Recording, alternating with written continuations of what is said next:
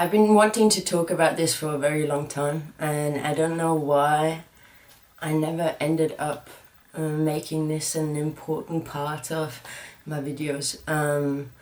I used to be absolutely riddled and tortured by anxiety, so more or less. I'm gonna start from the very beginning because I remember being a happy, gleeful, joyful little kid, and whatever I do that I thought was fun, my mother or father would come up to me and tell me, you could crack your head open, or you could get killed, or you're getting dirty, or this and this could happen. So they would always threaten, like, oh, if you climb the tree, you may fall down and die.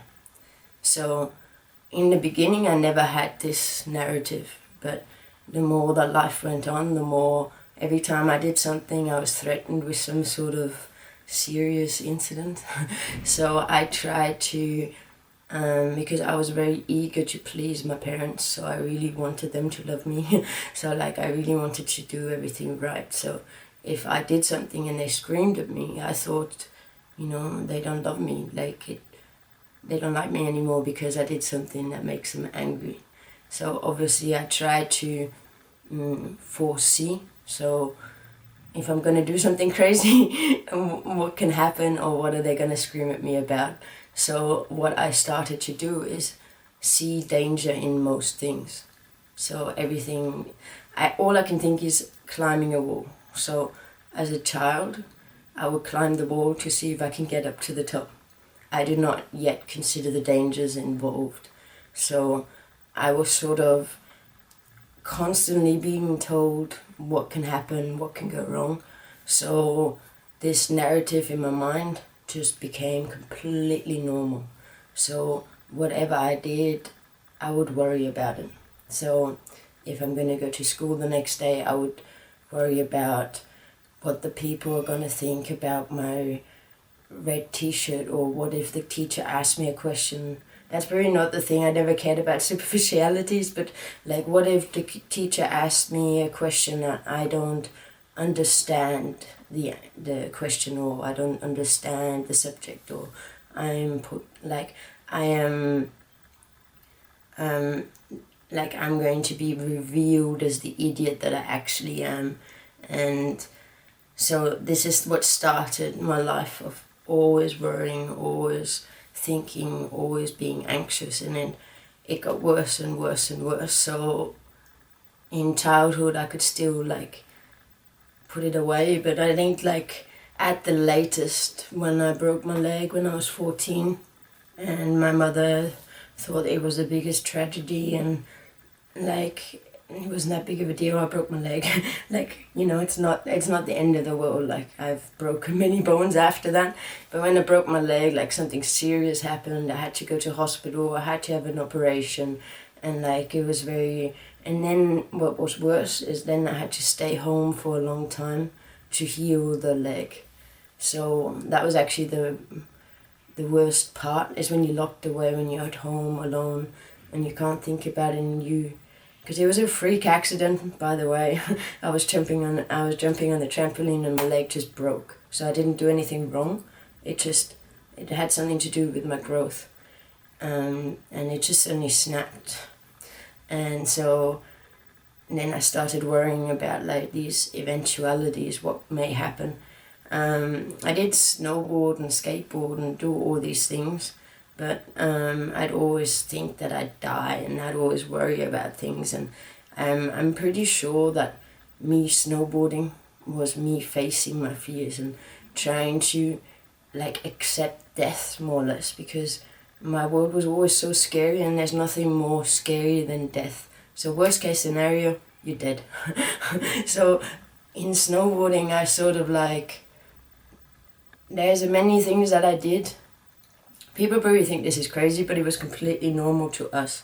If you jump off a cliff, yes, you could make a mistake and you could fall and you could hit your head and you can die. So even as a 13-year-old, I was aware of this risk. But I also knew that I could probably make it though. So I would face this risk and sort of deal with death in my own way. But I never really was that worried about my physical health that much. Like me dying didn't really seem that big of an issue. My biggest anxiety, like I started becoming like super anxious in social situations. I didn't know what to say. I would practice what I would say in my head. I would, like, every time somebody would say something, I wouldn't know how to react. I wouldn't respond naturally because it wasn't within what I thought was going to happen. It wasn't within the plan. And then obviously, like, I'd go home, and then pretty much everything I'd say, I'd go through in my head and wonder if that was the right thing to say, if that's what I should have said, and did I embarrass myself? Do they think this and this of me now? So this is all anxiety. So also, like, my 20s, I swear to God, like, I pretty much, like, I stayed indoors. I was too afraid to go to parties. Like, so many times, like, there was a party, and then I'm thinking about who's going to be there, and then what I should, should I go, should I not go, what's going to happen if I go. And then I'd wind up, like, probably for, like, I'd say probably hours, for sure hours. I would just think about eventualities and what I should do, what I shouldn't do. That by the time that I should have been getting ready to go to the party, I was already so exhausted that I couldn't be bothered going. And I just said, it felt like it's safer to stay home. Like, if I stay home, nothing's going to happen, nothing's going to stress me, nothing's going to, like, scare me or worry me or upset me. And this is because I still had this narrative of negativity. Like, what I thought of myself was not very like, it made sense to me that, like, in my anxious mind, it made sense that I'm going to go to the party, everybody's going to look at me in disgust and go, like, why is she here? Like, that was what my anxious mind more or less was telling me what was going to happen. Just completely unreasonable. You're not that important. You're not the center of the universe. Like, it's not the biggest deal. And the reason why I'm speaking about this now is because my life now is very, very different. So now I only live in the present moment. So in the present moment, you can't worry. You can't be anxious.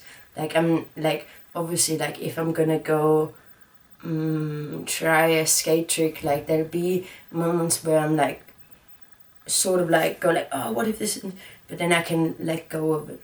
So it's like the normal, it used to be the response. So sometimes I'm like, it's fear, it's just fear. So as soon as I recognize it as fear, and then I look at what is, then I'm no longer anxious. So if I go on a date, if I go to a party, like, I love going to places by myself. I sort of prefer it now, because then it gives me a very easy way to meet as many people. I go to the party freely, so without a group of people, so that I can freely meet people that are there. So for many people, that's crazy. And if I think about how anxious I used to be, I wouldn't go to if I had plans to go to a party and my friend would cancel, there was no way I'd go. Even if it was, like, my friend's party and stuff, like, I wouldn't go on my own. I'd be way too scared to go on my own.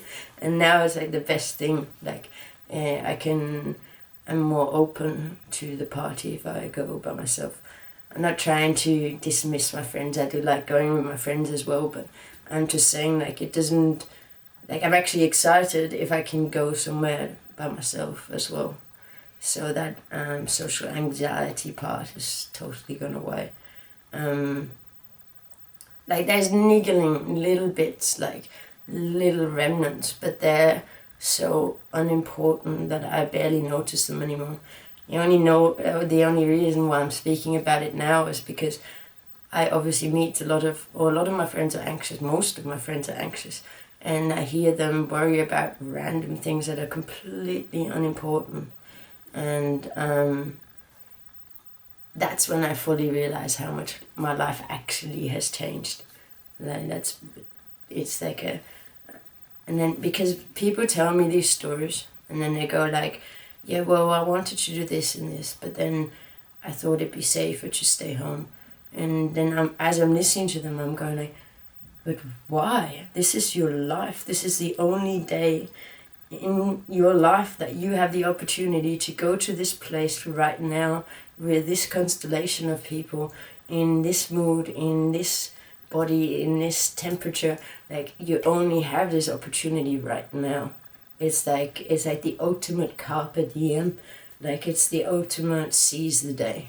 So it saddens me to watch people be anxious, and the anxiety is stopping them from living their life. Actually, it's fully living your life. So I'm super lucky because of Krishnamurti that he's made it, or by understanding it, it's so easy for me to live in the present moment. And the reason why I'm going to talk about this now is because I'm having problems seeing in my right eye. I've now found out that there's lesions on the optical nerve, so there's maybe a good chance that it'll never come back. Anyway, what I wanted to say is I can't see very well. So I can see double. So when I go to the supermarket, it's pretty hard to see. And this will be like the number one cause for anxiety. Like, I'm actually in Spain, so I don't speak Spanish that well, or I understand a little bit, but like it's not like I'm fluent in Spanish. And so I can't see, I can't understand, and I can't speak. And then I go shopping. So like it's a super scary situation, but I don't care. I'm just happy that I'm still alive and still able to see enough and understand enough to get away with shopping. And if I go there and because of some sort of language barrier, or I couldn't see it and I needed to leave, or there's some sort of hiccup, it doesn't make any difference anymore. Like, it's the anxiety part that, like, I used to worry all night. I couldn't sleep. I couldn't, like, when something happened, I would just, in my head, I would just repeat it. But you never get new information. That's the thing, like, you're just regurgitating. So it's like it's like your brain's running on a treadmill. So thinking is, you're never gonna get anywhere. It's an activity, yeah. Entails lots of energy loss, yes. But you're never gonna get new information by thinking about something that's already happened. You need to wait until the next day until you get new information. And I made quite a lot of videos about suicide and in my mind, or depression and suicide, in my mind, it doesn't really matter what I say: depression, anxiety, suicide, I don't know, OCD, what else did I have? I had, like, I couldn't sleep, I had OCD, anxiety, suicidal tendencies all my life, depression, there'll be more. And those are the ones that I can think of at the moment. But basically everything that I say about depression is equally as, you can apply it for anxiety the same way. And it's one of the things that I learned about anxiety as well was that a lot of people suffer from anxiety, and a lot of people hide their anxiety. So speaking about it to your friends or people, like, there's either two reactions that you're going to get. Either they're going to make you feel even worse and tell you to suck it up and it's not that big of a deal. But what has happened more frequently in my experience, which surprised me, is a lot of people understand, and a lot of people relate, and a lot of people have ways that they dealt with their anxiety. And so that there's obviously, as with everything, if you're anxious, if something's happening and you're panicking, you're anxious, you don't want to go outside, what I always say is the present moment obviously always helps. So this is also if you're angry or if you're sad, I think you should cry. But like, so what I do if something happens and I get overwhelmed or stressed or panicky, I used to have lots of panic attacks, by the way, as well. Like, anyway, so if something like this happens, like I'm very sensitive now, so I notice straight away. Like for me, it's always like sounds like there's like speakers coming in and like I can't hear anymore, and like I'm getting excluded from the world. That's what it feels like. Everything's closing in. So what I do now is I just breathe until it goes away. So I just usually it only takes 1 or 2 deep breaths, and then I just look at what is. And usually what is never that bad. Like I've had some really bad experiences, like I've seen dead bodies and like bad shit. I've seen some bad stuff, and there is obviously this panicky situation, but I can calm myself down so quickly now. So my friends are sometimes like, they look at me and they go like, how can you be so chill if this and this just happened? Like it doesn't make any sense. But for me it's just like straight away I go like, I need to save all my energy. I need this energy for living. I need this energy for joy. I need this energy for love. I'm not gonna waste this energy on worrying about something. I'm not gonna worry about something that may not even happen. The amount of hours I spent worrying about things that never even remotely were close to coming true. Like if you think about that, that's like, anyway. Once you like allow yourself to relax, look at what is, and accept the situation as it is, then with a calm mind, with a calm human being, we'll be able to make more logical, more rational, more sane conclusions. So no matter what it is, I'm talking about bad stuff, like it could be bad stuff. It never helps to panic, to worry, to race with thoughts. It always helps to calm down and look at what is. And like I used to be afraid of going outside. I had severe PTSD, and I was literally afraid of going outside. And instead of getting worked up about it, I would just go to the door until it got too much, and then I would just breathe. And like when I focused on my breathing, I'm focusing on my breathing, so I'm forgetting what I'm so scared about. And I'm standing next to the door, so I'm just like, check, open the door, and I was out. So I also smoked a lot of weed when I was undergoing PTSD. The smoking weed actually really, really helped me, because it was like my brain was in panic mode. And when I smoked a little bit of weed, it was still in panic mode, but everything was a bit more okay. So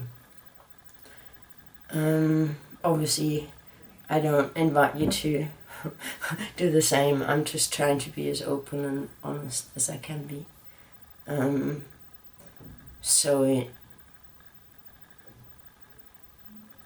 most important thing about anxiety that stopped me worrying about future like eventualities was there's a million different things that I could think of. How many times did I think of eventualities and it actually came true? It's like, yeah, sometimes you can predict what somebody's doing, but most of the time when I get there, the situation is a lot different than I thought it would be. So now, instead of worrying about what's going to happen, so if I'm going to go out on a date or go to a party, instead of worrying about who's going to be there, if it's going to be nice, is it going to be bad, I just completely let my mind be blank, not think about it, focus on what I'm doing right now till I get there, and when I get there, I'm going to find out. So no matter what, if it's a funeral, if it's anything, it helps me so much now. Like anxiety is pretty foreign to me now, and it's hard to watch your friends go through like Again, like obviously what Krishnamurti always says, like complete insight, and then everything's like, as soon as you have complete insight into your own life, then living the present moment is the only natural way of living. So that means facing yourself, facing your fears. And as soon as you do that, you don't need to listen to my videos anymore, but like, if you're anxious, the present moment helps so much, because all the worries are added stress, added drama, and you need to, like, the more you can calm that down, the better it is for your being. And like, the more you can calm it down, the stronger you'll get, the more energy you'll have, and life will be so much easier. Yeah, thank you very much for listening, and one love. Talk to you soon.